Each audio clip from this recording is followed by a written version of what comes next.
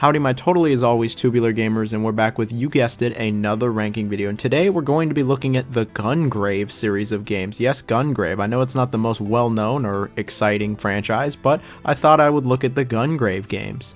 The original game came out in 2002, and it was this pretty crazy anime third-person shooter that saw our main character Grave just going nuts with some guns. The game didn't exactly receive a ton of success or sell all that well, but people really did like the character and the design, so much so that there would actually be an anime.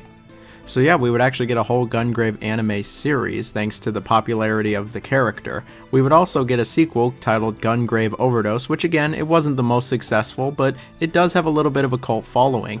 After that, GunGrave went totally silent. It was just two really alright shooters and that was it. However, in 2017, somebody went, hey, remember GunGrave from like a decade plus ago that people kind of liked? What if we brought GunGrave back? What if we brought our man Grave back? You think maybe for a new audience people would like it? And so they did. They brought GunGrave back as GunGrave VR, which was interesting, and I'll leave it at that.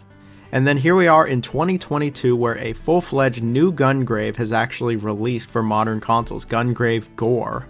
And after playing through GunGrave Gore, I thought, hey, you know what, let me talk about all the GunGrave games, because I've actually played all of them. I remember playing the old PS2 games long ago, and this new one, it feels pretty in line with the old ones. Now, GunGrave, I'll just be the first to admit, it's a bit of an acquired taste. The games never sold all that well, or were critically received all that well for a reason. Most people thought they were average at best, but the series does remain one of those cult classic series. At least the PS2 games are looked back a bit fondly on. We'll see how these two new ones stack up in the future.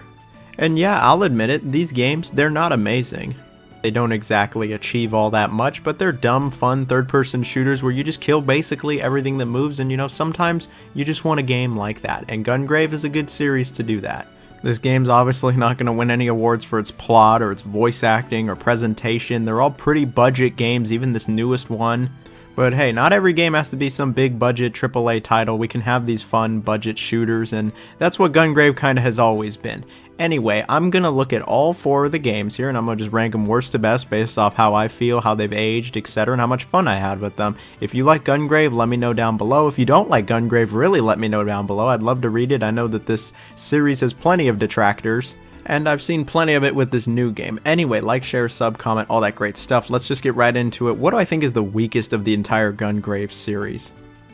I think the weakest in the series is GunGrave VR. This is one game where I do actually really agree with the general reception of this game, because this game is not very good. I played through it a while back and wasn't able to record it, so I'm just using the trailer footage here, but this game, you are not missing anything with this game. This is one of the worst VR titles out there.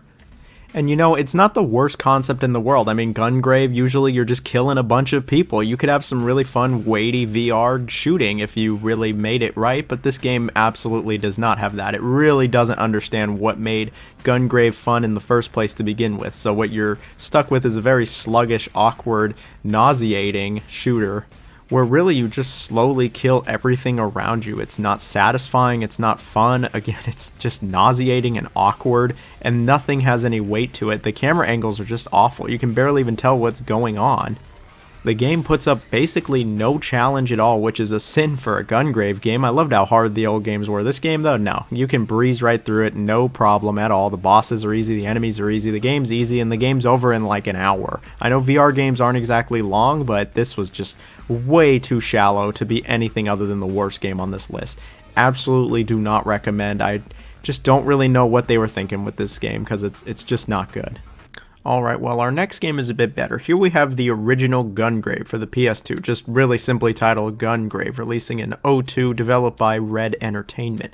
Now, the original GunGrave is pretty weird to come back to, actually. Despite being a bit weird to come back to, the game actually still does play pretty well once you get past that initial clunkiness. It doesn't exactly feel all that natural, especially nowadays, and it can feel a bit stiff at times, but eventually you get used to it. The game is a very linear, stylized, hallway third-person shooter where your score matters just as much as completing the level. You play as Grave, this incredibly edgy-looking dude who has a shield to absorb bullets for a time, and he has these two pistols that just have infinite ammo that he can shoot crazy fast. He also walks around with this giant coffin attached to his back that he can attack enemies with, and with special abilities can even turn it into other weapons, which is pretty cool.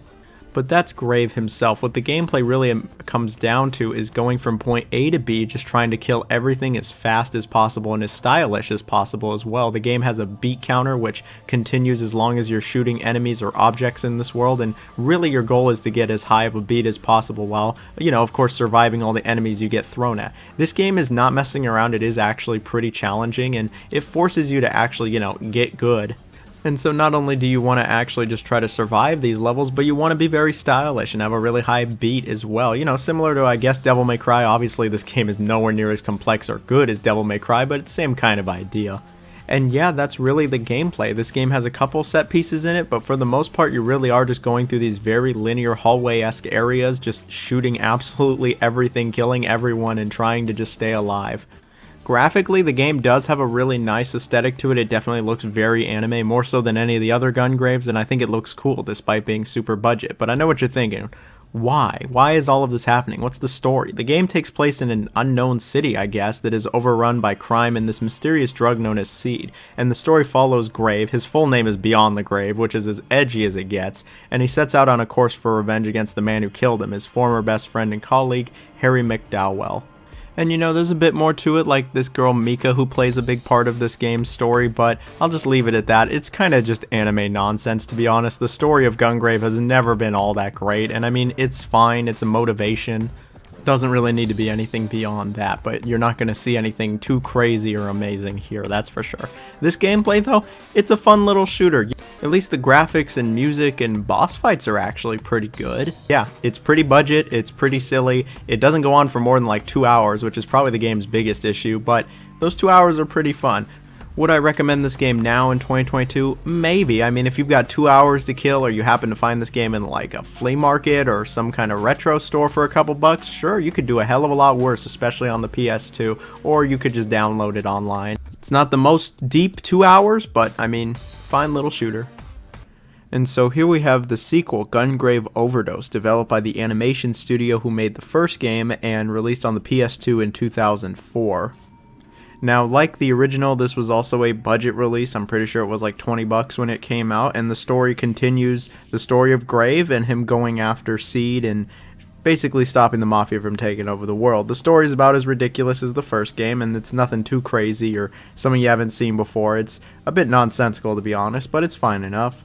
The game actually has a lot of talking in it. A lot of characters constantly talk to Grave or talk to each other, and I mean, in the end I just kind of ended up almost ignoring all of it. I was just like, this story wasn't that interesting to me, but at least the voice acting seems fine enough. When it comes to the presentation, the game is not as stylish as the first game, but the graphics were simplified in order for the frame rate to be consistently stable. I guess in the original game it did drop a little. I didn't really notice, but here it was super smooth, nice 30, no matter how much action was going on. So when it comes to the gameplay, it plays very similar to the first game. It still is the same gameplay mechanics. You really are just kind of going through a bunch of linear hallways, shooting everything that moves, trying to keep your combo up and be as stylish as possible.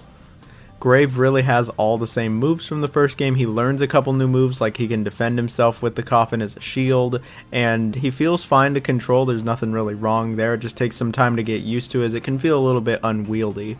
But you'll have plenty of time to actually get to grips with the controls, unlike the first game, because this game is longer than an hour and a half to 2 hours. This game is easily triple that length, taking anywhere from 6 to 8 hours, which is a much better length. The game is much better paced, and it's a lot of fun.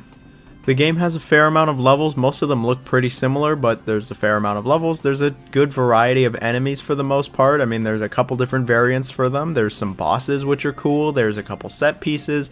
It doesn't do anything all that crazy, and it doesn't excel at anything, but it's just a fun little mindless time where, yeah, you just go around shooting basically everyone.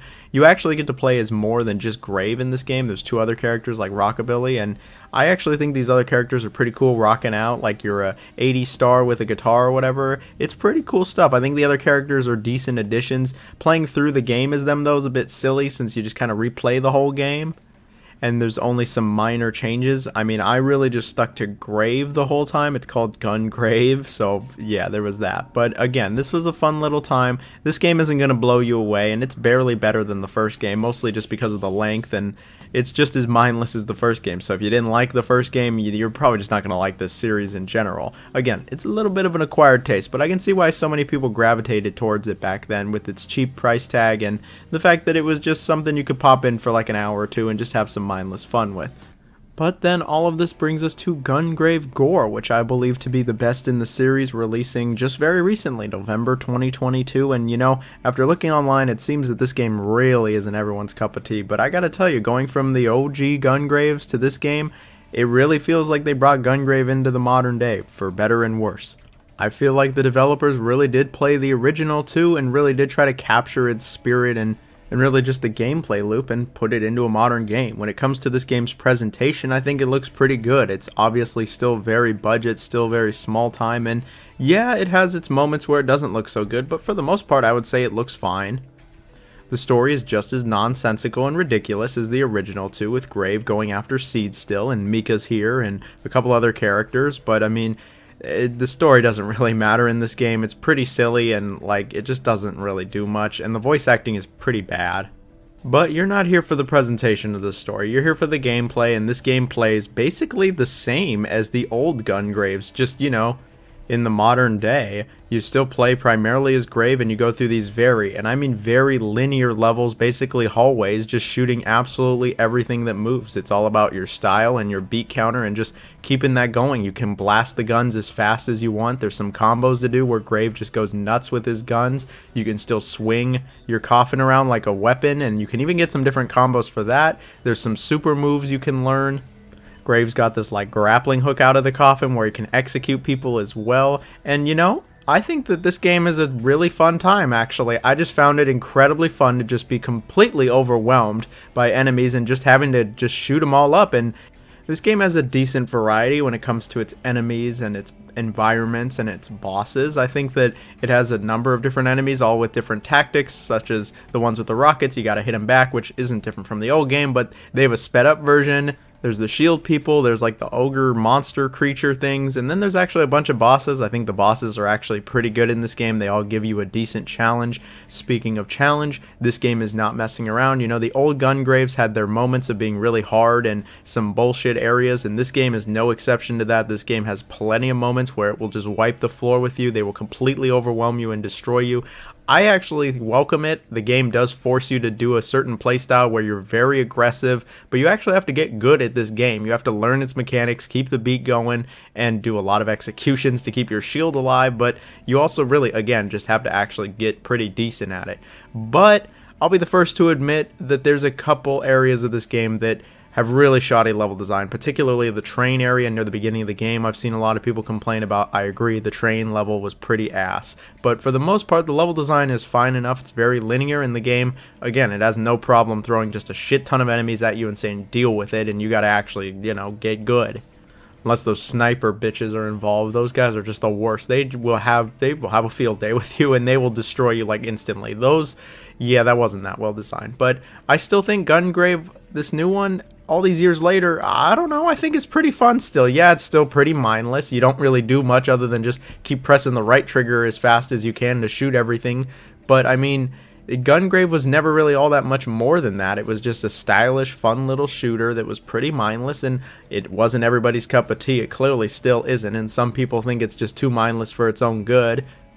But I really don't think this game is bad, like, at all. I think it's actually one of the better shooters I've played this year, and I've played a lot of games. I mean, it doesn't reinvent the wheel, it doesn't have immaculate level design or story or graphics, but again, it's just a fun, mindless little shooter that you play for a few hours at a time, and yeah, that's it. The game is a lot longer than the other GunGraves, taking about 10 hours to beat as opposed to the 2 to 6 hours from before, and the length I think is fine. Like GunGrave OD, there are 2 other playable characters, but these are so brief. Like, literally one of them is just for 1 level. It's Mika, and playing as her is awful. It truly is awful. Like, I can tell you as someone who likes the GunGrave gameplay, this is dog shit. The platforming is awful. It's super bugged. The combat is just bad. And then you also play as Graves, I guess, brother for another level. I'm not really too sure. Bunji. And yeah, he plays basically the same as Grave. Playing as the other character sucks. Oh yeah, and the final level sucks. It's not very well designed. It's just way too difficult for its own good, even by GunGrave standards. But all in all, I mean, GunGrave, look, I think a lot of people are over-hating on this game. I think it's going to end up being pretty underrated. I'm pretty sure the originals are considered a bit underrated, and I have no doubt that GunGrave Gore, looking back in a few years, it's probably going to just be an underrated little shooter that most people didn't care about when it released. At least the game wasn't like buggy as shit or broken or awful to play through. Sure, it has its moments where it wasn't the most enjoyable, but I enjoyed my time for the most part. But that's enough for GunGrave. We've talked enough GunGrave today. Let me know down below if you like GunGrave or your favorite GunGrave or why GunGrave sucks. I'd love to hear it. Have a good one, everyone. Stay safe. See ya.